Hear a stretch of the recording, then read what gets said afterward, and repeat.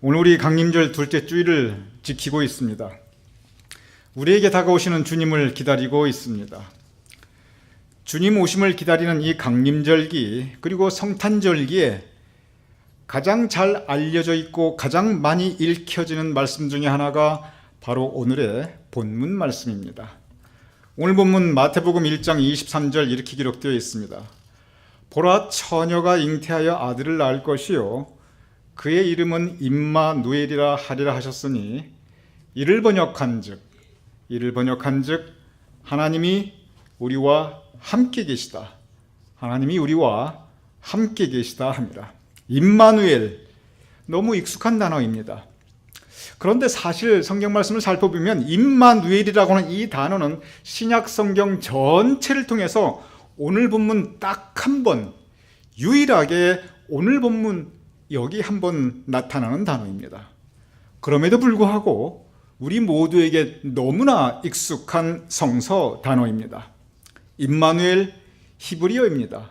번역하면 하나님께서 우리와 함께 하시다. 예수님께서 오실 때 예수님의 오심을 기다리는 백성들에게 선포하신 말씀이 바로 이 말씀입니다.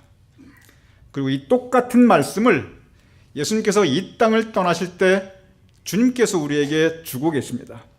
마태복음은 전체 28장까지 이루어져 있습니다. 28장, 즉 마태복음의 맨 마지막 장, 그리고 맨 마지막 절이 20절입니다. 그래서 신약성경 마태복음의 맨 마지막 장, 맨 마지막 절 그 끝 마태복음 28장 20절은 이렇게 기록되어 있습니다. 볼지어다 내가 세상 끝날까지 너희와 항상 함께 있으리라 하시니라. 예수님의 마태복음에 기록된 이 땅에서의 마지막 말씀입니다. 우리 함께 읽어보겠습니다. 시작.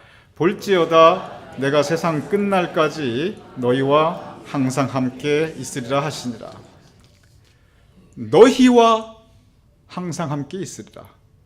여기에서 너희는 그 당시 사람들이었습니다. 예수님의 제자들과 여인들 그리고 예수님을 믿고 따랐던 사람들이었습니다.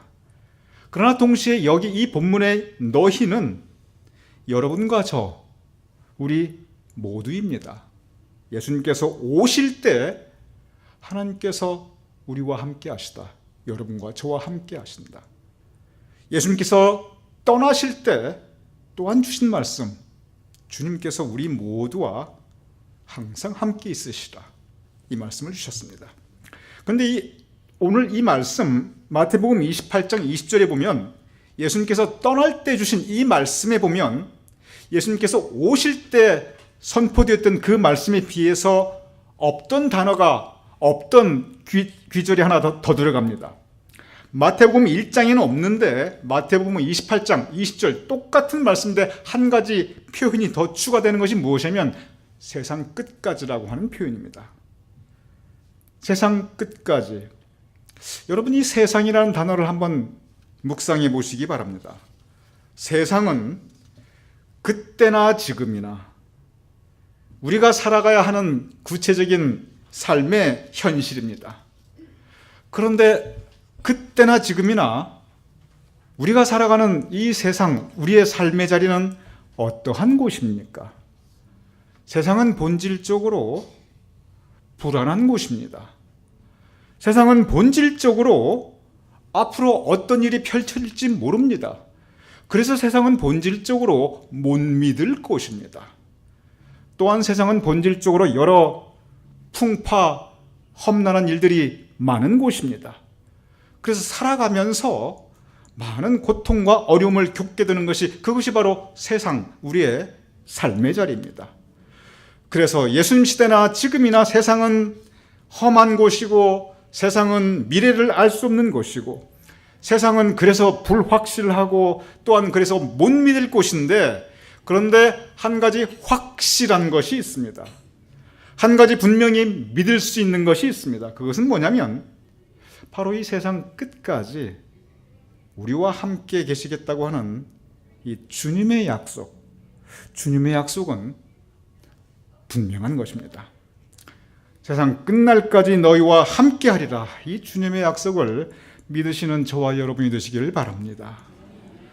성서를 보면 세상 끝날까지 우리와 함께 하시겠다고는 이 주님의 약속을 붙잡고 살아가는 사람들의 이야기로 가득합니다. 예수님의 오심을 기다리며 예수님께서 함께 계심을 기뻐하며 함께 계신 그 예수님 붙잡고 예수님 의지하고 살아가는 사람들이 바로 성서의 이야기입니다. 그런데 성경 말씀을 자세하게 읽어보면, 복음서와 이 신약 이후의 성경 말씀을 자세하게 읽어보면 함께 계시는 예수님을 떠나가는 사람들에 대한 이야기도 또한 가득합니다. 예수님 믿고 의지하는 사람들에 대한 이야기도 가득하지만 믿고 의지했던 예수님을 미련 없이 버리고 떠나가는 사람들에 대한 이야기도 또한 가득합니다. 임마누엘, 주님께서 우리와 함께 계심이 얼마나 복됩니까?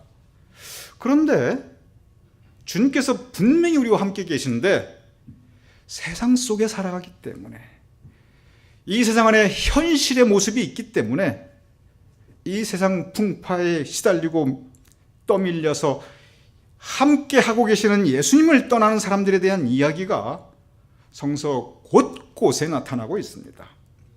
어떤 사람은 예수님을 조용히 떠납니다. 어떤 사람은 갖가지 욕을 하면서 떠납니다. 어떤 사람은 적개심에 가득 차 다 뒤집어 엎고 떠납니다. 떠나가는 모습도 다양합니다. 주님 내게 오시옵소서, 주님께서 오셨습니다. 주님 나와 함께 하옵소서, 주님께서 함께 하십니다. 그리고 그 주님께서는 내가 너희와 세상 끝날까지 함께 하리라 약속하셨습니다. 신실하신 예수님께서는 신실하게 그 약속을 지키셨습니다. 그런데 갈급하게 예수님을 기다렸고 열광적으로 예수님을 만나기를 원했던 사람들이 막상 예수님과 함께 하게 되자 얼마 되지 않아서 각기 다양한 모습으로 예수님을 떠나가는 모습을 성서는 우리에게 진솔하게 소개하고 있습니다. 성서가 기록하는 맨 처음 예수님을 떠나가는 사람들의 모습은 요한복음 6장에 기록되어 있습니다. 요한복음 6장 66절 이렇게 기록되어 있습니다. 그때부터 그의 제자 중에서 많은 사람이 떠나가고 다시 그와 함께 다니지 아니하더라. 여러분, 별로 아름다운 모습은 아닙니다. 그러나 우리가 돌아보고 묵상해야 할 우리의 신앙의 도전이 여기에 담겨 있습니다. 그러니 우리 한번 같이 읽어보겠습니다. 시작.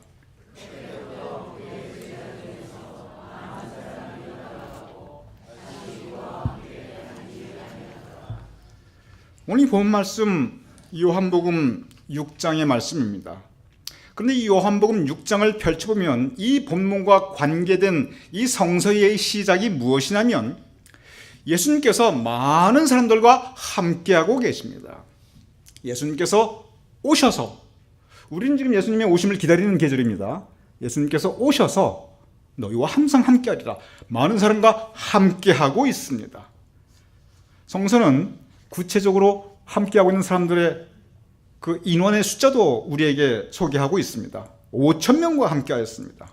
지금도 5,000명은 엄청난 숫자입니다. 하물며 그때는 더욱 그랬을 것입니다.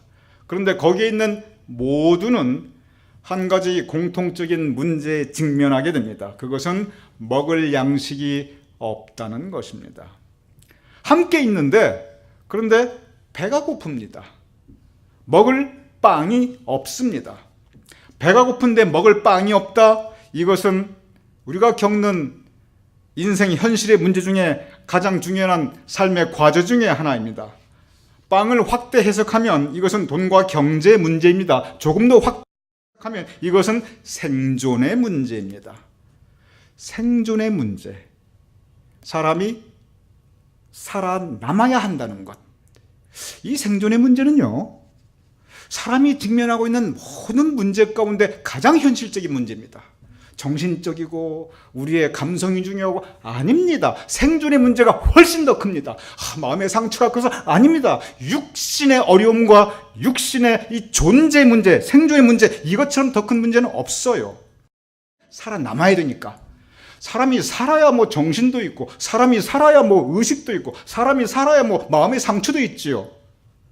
이 생존의 문제, 빵의 문제, 이 돈의 문제, 이 현실의 문제는 이것은 감성적인 차원의 문제가 아닙니다. 우리의 존재 자체에 대한 가장 무거운 짐입니다. 예수님과 함께 하고 있던 사람들이 직면한 문제는 바로 이 문제였습니다. 그 이후에 전개되는 상황, 여러분이 이미 다 잘 알고 계십니다. 바로 오병이어의 기적입니다. 보리떡 5개와 물고기 2마리로 그 많은 사람들이 다 배불리 먹었습니다. 그 직면에 있던 빵의 문제가 간단하게 해결되었습니다. 내가 어려워했고, 내가 고통받았고, 내가 불안해했던 그 현실의 문제가 간단하게 해결되었습니다. 어떻게? 예수님께서 해결해 주셨습니까? 예수님의 능력이 그 모든 것을 다 물리쳐버렸으니까 내 인생 갑자기 편안해졌습니다. 이제부터는 그냥 예수님만 따라가면 됩니다. 왜냐하면 예수님께서 내 삶의 문제를 다 해결해 주시니까. 예수님만 따라가면 빵의 문제도 없고, 돈의 문제도 없고, 건강의 문제도 없고, 자식의 문제도 없고, 내 인생 이렇게 편할 수가 없어요. 그러니 얼마나 기쁩니까? 할렐루야 아멘 할 수밖에 없지요. 이 오병이어의 기적은 우리에게 가장 많이 알려진 기적 중에 하나입니다. 너무나 아름다운 기적입니다. 예수님의 능력이 그대로 나타났습니다. 많은 사람들이 이 기적을 보고 예수님은 하나님의 아들이구나 믿음을 가지기 시작합니다. 우리가 알고 기억하고 있는 오병이어의 기적은 대개 여기까지입니다. 많은 분들 오병이어 그러면 12광주리가 남았더라. 그렇게 다 먹고도 12광주리가 남았구나. 내 인생 문제 다 해결함 다 받고도 내가 이렇게 기쁘고 행복하구나. 여기까지가 되게 우리가 알고 있는 오병이어의 기적입니다. 그런데 성경 말씀은 거기서 끝나지 않습니다.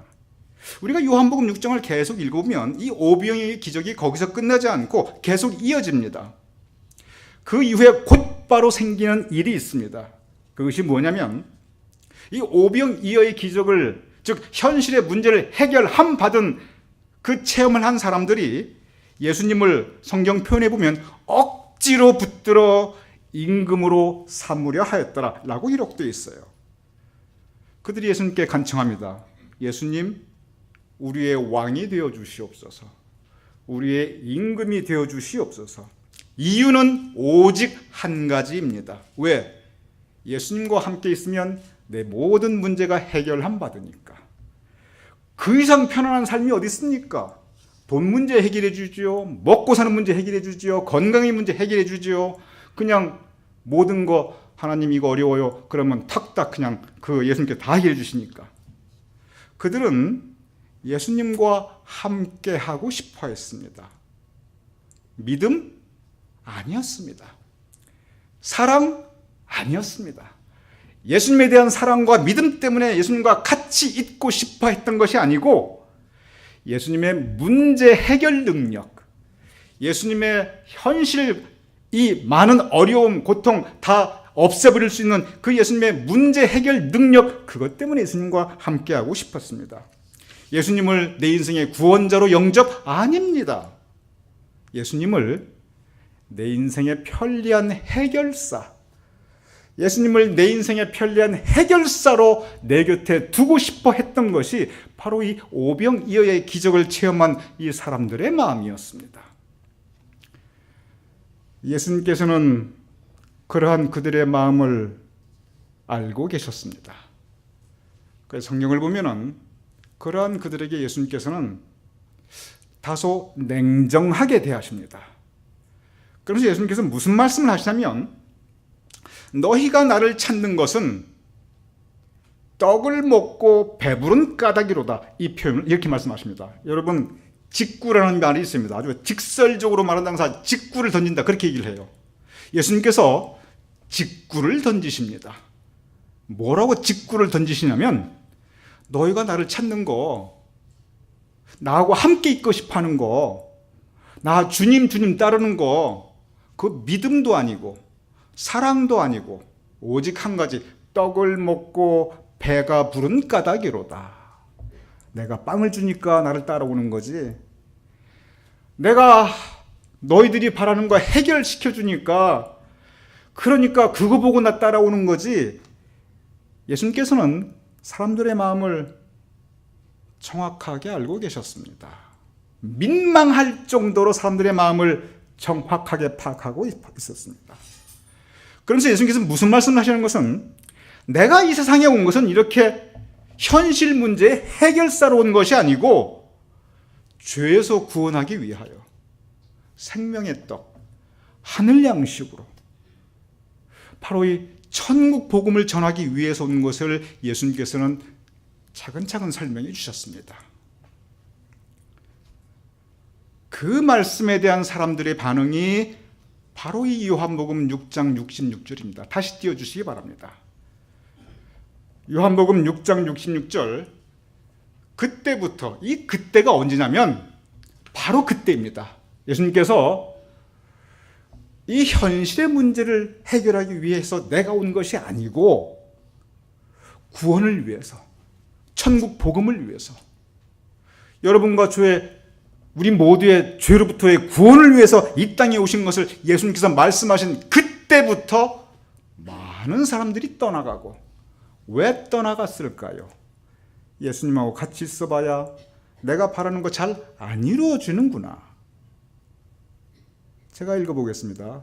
그때부터 그의 제자 중에서 많은 사람들이 떠나가고 다시는 그와 함께 다니지 아니하였더라. 여러분, 성경에 보면 예수님께서 저 사람들 보고 오라 오라 안 했어요. 그들이 찾아왔어요. 예수님께서 그들을 기다린 게 아니에요. 그들이 예수님을 기다렸어요. 그들이 예수님을 기뻐했습니다. 그런데 많은 사람들이 떠나가고 대부분 다 떠났습니다. 뒤돌아보지 않고 떠났습니다. 다시는 그와 함께 다니지 아니하더라. 그리고 2번 다시 그들 평생 예수님을 찾지 않았습니다. 예수님 꼭 우리에게 와주세요 간청하였습니다.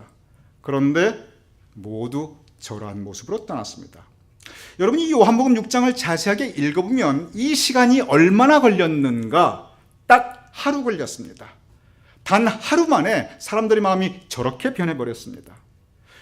사람 마음이 그래도 그렇지 어떻게 저렇게 단 하루 만에 저렇게 마음이 180도 변할 수 있는가? 여러분, 제가 살아보니까요, 사람 마음은요 하루가 아니라 한순간에도 변할 수 있습니다. 말 한마디에도 20, 30년 우정 갑자기 변할 수 있습니다. 사람의 마음은 저렇게 변할 수 있습니다. 그런데 여기에서 한번 생각해 보시기 바랍니다. 저 사람들의 마음이 왜 변했을까요? 그렇게 예수님이 오시기를 기다렸는데, 함께 하시던 예수님을 기뻐했는데, 그들의 마음이 왜 저렇게 단 하루 만에 변하게 되었을까요? 분명한 이유가 있습니다. 그들이 원했던 것은 빵이었습니다. 그들이 예수님께 원했다고 바랬던 것은 내 현실의 문제 해결이었습니다. 내가 이러한 문제가 있습니다. 내 진로의 문제, 사업의 문제, 돈의 문제, 건강의 문제, 자식의 문제, 가정의 문제, 이러한 저런 나로 하여금 힘들게 하는 이런 현실의 문제가 있습니다. 하나님, 그러니 예수님께서 간단하게 해결해 주기를 바랍니다. 그런데 하루 딱 살고 보니까, 하루 딱 같이 지내놓고 보니까 예수님한테 그거 별로 기대할 게 없다고 판단한 것입니다. 그들이 원했던 것은 편안한 세상이었습니다. 그들이 예수님께 원했던 것은 예수님께서 내 뜻, 내 소망, 내 계획을 그대로 내가 매면 예수님도 매고, 내가 풀면 예수님도 푸는 것을 그들은 원했습니다. 해결사 예수님을 원했는데, 그런데 예수님께서 말씀하신 것은 구원받고 천국 가는 것, 회개하고 죄에서 용서받는 것, 이 천국 복음을 말씀하시니, 내 뜻이 아닌 하나님의 뜻을 이루는 것을 말씀하시니, 그러니 많은 사람들이 떠나가고 다시 그와 함께 다니지 아니하였더라. 단 하루 만에 그들의 생각, 그들의 마음이 변화하게 되는 것입니다. 내가 바라는 것 이루어지지 않으니 사람 마음 한순간에 180도 바뀌어지게 되는 것입니다. 이와 똑같은 주제를 누가복음은 우리에게 진지하게 소개하고 있습니다. 누가복음 8장 49절 이렇게 기록되어 있습니다. 회당장의 집에서 사람이 와서 말하되 당신의 딸이 죽었나이다. 선생님을 더 이상 괴롭게 하지 마소서. 저게 무슨 말인가? 제가 좀 배경을 설명해 드리겠습니다.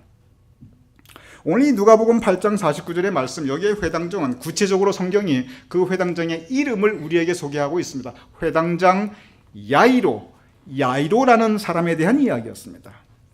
회당장 야이로, 그는 사람들에게 존경을 받고 있었고 그는 편안한 삶을 살아가고 있었습니다.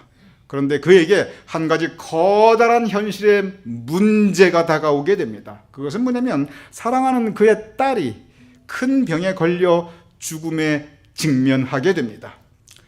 회당장 야이로는 그 딸을 살리고 싶었습니다. 그래서 그는 예수님을 자기 집으로 초청합니다.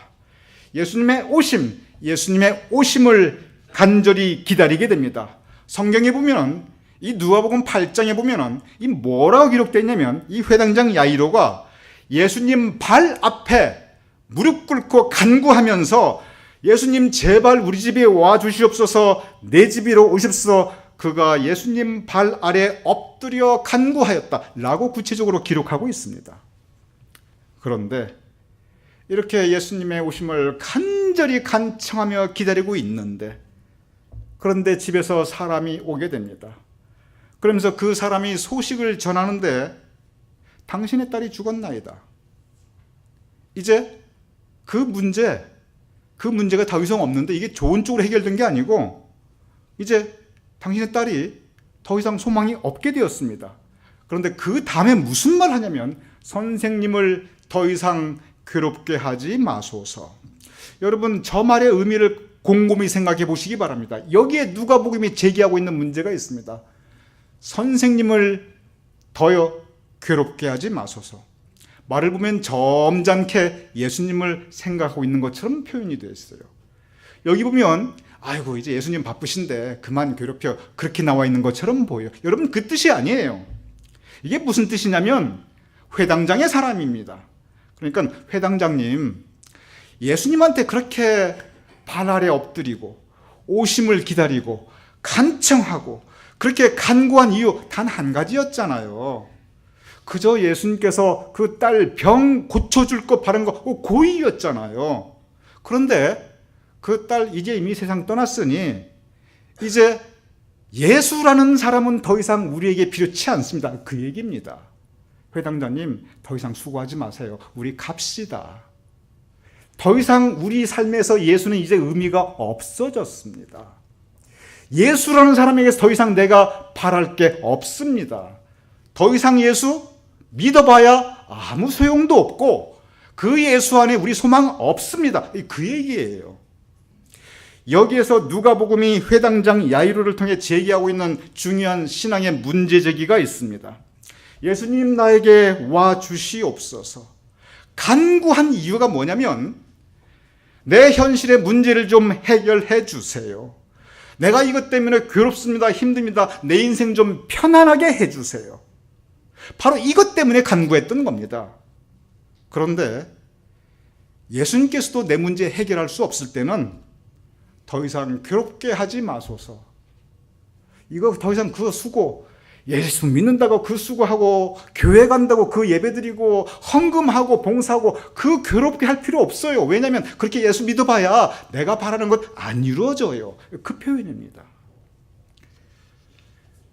오늘 이 누가복음의 말씀은 사람들이 예수님께 찾아가고 있고 기다리고 있고 사람들이 예수님을 의지하고 있고 믿노라 하면서 간구하는데 그런데 예수님께서 만약 그 문제를 해결해 주지 못한다면, 예수님께서 그 문제를 해결해 주지 않는다면, 그렇다면 예수님도 필요 없고 믿음도 필요 없다.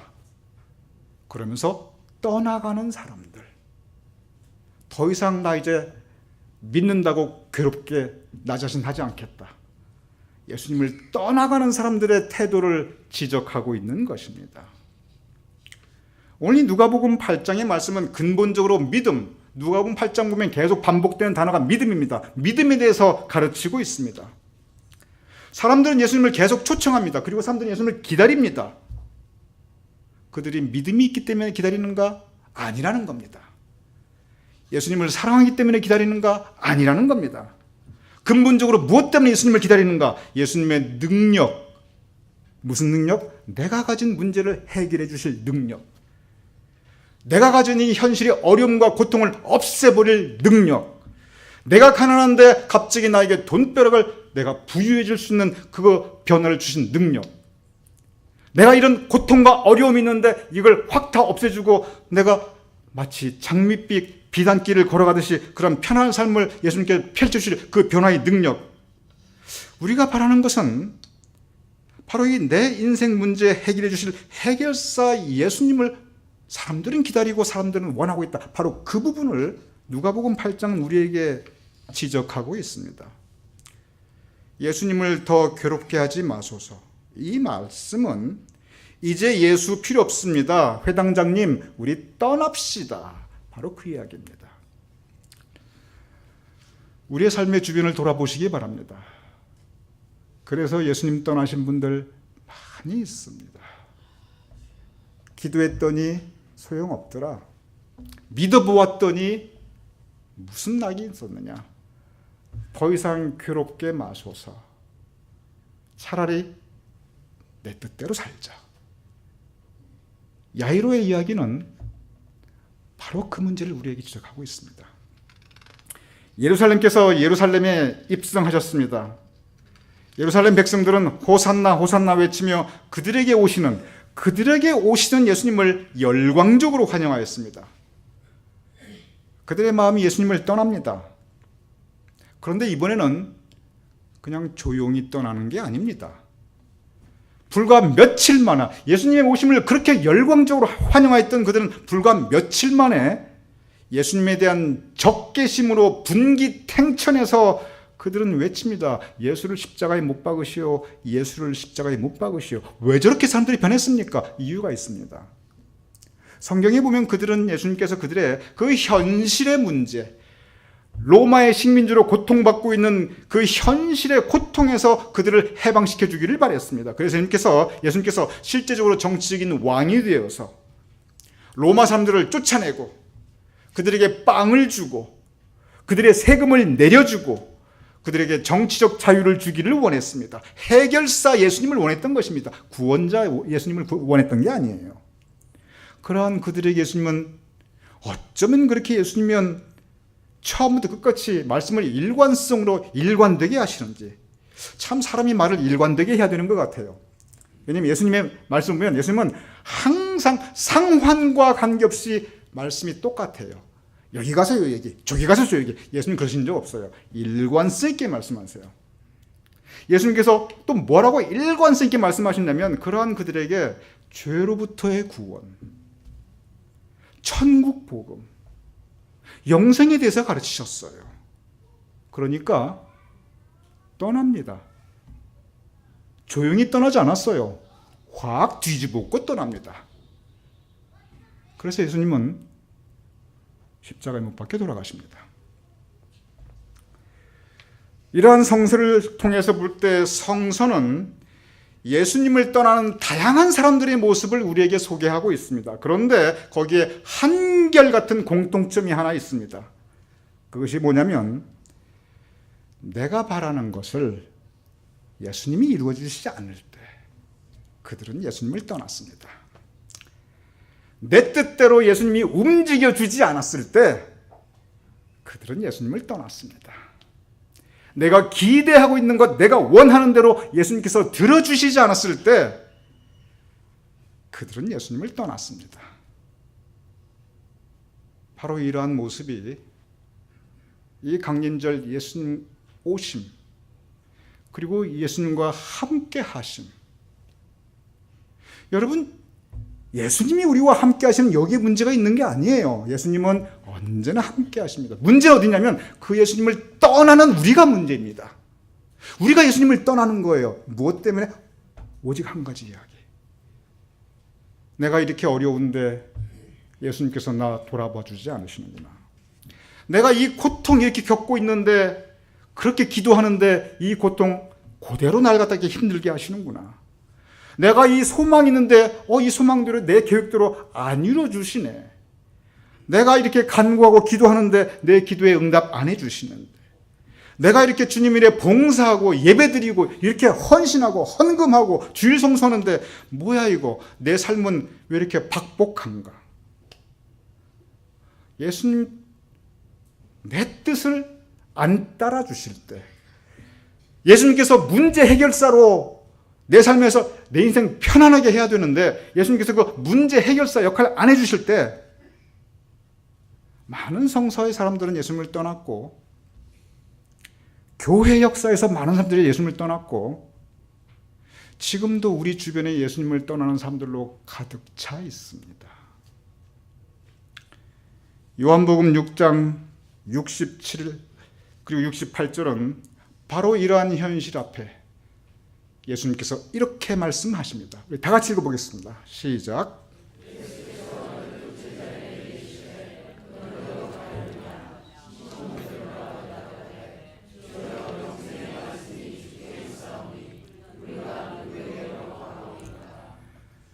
시몬 베드로는 위대한 고백을 하였습니다. 주는 그리스도시요 살아계신 하나님의 아들이니다. 바로 이 고백으로부터 교회가 출발하였습니다. 그래서 이 고백은 베드로가 했던 가장 위대한 고백으로 교회 전통은 생각하고 있습니다. 그런데 저는 개인적으로 그 고백보다 이 고백이 더 위대해요. 베드로가 하였던, 그리고 2000년 교회 역사 가운데 사람이 할 수 있는 가장 위대한 신앙 고백은 바로 이것이라고 저는 개인적으로 생각합니다. 제가 다시 읽어보겠습니다. 예수께서 12제자에게 이르시되 너희도 가리노라. 여러분, 이것은 아까 요한복음 6장에 계속 이어지는 말씀입니다. 많은 사람들이 떠나고 있어요. 뒤도 안 돌아보고 떠납니다. 미련 없이 떠납니다. 그냥 갔겠습니까? 욕에 욕을 하고 하는 사람도 있었겠고요. 해코지하고 떠나가는 사람도 있을 것이고요. 뒤집어 엎고 떠나는 사람도 있었을 것입니다. 그런데 예수님께서 그 질문, 너희도 가려느냐? 너희도 가려느냐? 이 말씀이 담긴 말은 나 해결사 아니야, 그 뜻이에요. 나 문제 해결사 아니야. 나 때때로 너희가 아무리 원해도 나는 하나님의 뜻을 이루실 거야. 내가 천국 복음을 위해서 오는 거야. 바로 그 말씀입니다. 너희도 가려느냐? 만약에 너희도 너희를 위한 예수님을 원한다면 바로 그 질문입니다. 너희도 가려느냐? 여러분, 이때 예수님의 심정을 한번 상상해 보세요. 그렇게 열광적인 사람들이 하나둘 많은 사람들이 등 돌리고 떠나갈 때 너희도 가려느냐? 이 질문을 던지는 그 예수님의 그 심정을 한번 생각해 보시기 바랍니다. 여러분, 우리가 성경 읽을 때 감정이입을 한번 해보세요. 드라마 볼 때 감정이입해서 막 눈물 흘리는 것도 뭐 그것도 나쁘진 않아요. 그런데 성경 읽으면서 그 마음에 한번 풀리 감정이입을 해보세요. 너희도 가려느냐? 시몬 베드로가 앞으로 나옵니다. 딱 한마디 합니다. 주여, 영생의 말씀이 주께 있사오니 우리가 누구에게로 가오리까? 여러분, 베드로가 우리가 누구에게로 가오리까? 주님, 저 갈 데 없어요. 이거 좀 이렇게 말하는 거 좀 들려지죠? 저 오갈 데 없는 사람이에요. 그러니 예수님한테만 붙어 있을래요. 이렇게 들려지지요. 베드로 갈 데 많은 사람이었어요. 그가 평생 살아왔던 갈릴리 바로 그 바다입니다. 거기서 어부 노릇하면서 남부럽지 않게 살았던 사람이 베드로였습니다. 베드로가 아주 힘들게 그렇게 살지 않았어요. 배를 소유하고 있었고 적어도 그 동네 나름대로 유지였습니다. 편안한 삶이 보장되어 있는 사람이었어요. 오히려 예수님 따라다니면 더 힘들기도 해요. 더 괴롭게 됩니다. 그런데 그가 주여, 영생의 말씀이 주께 있사오니 우리가 누구에게로 가오리까? 예수님의 오심을 기다리면서 예수님과 함께 있기를 원하는 것도 중요한데, 내가 예수님 떠나지 않으리라. 내가 누구에게로 가오리까? 우리는 이 고백을 다시 묵상해 보아야 합니다. 우리 함께 읽어보겠습니다. 시작. 예수께서 12제자에게 이르시되 너희도 가려느냐? 시몬 베드로가 대답하되 주여, 영생의 말씀이 주께 있사오니 우리가 누구에게로 가오리까? 우리 감리교는 존 웨슬리 목사님으로부터 시작했습니다. 요한 웨슬리 목사님, 존 웨슬리 목사님의 마지막 유언이 기록되어 있습니다.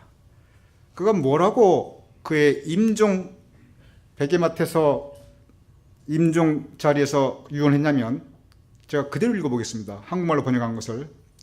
내 인생에 가장 좋은 것은 하나님이 우리와 함께 계시는 것이다.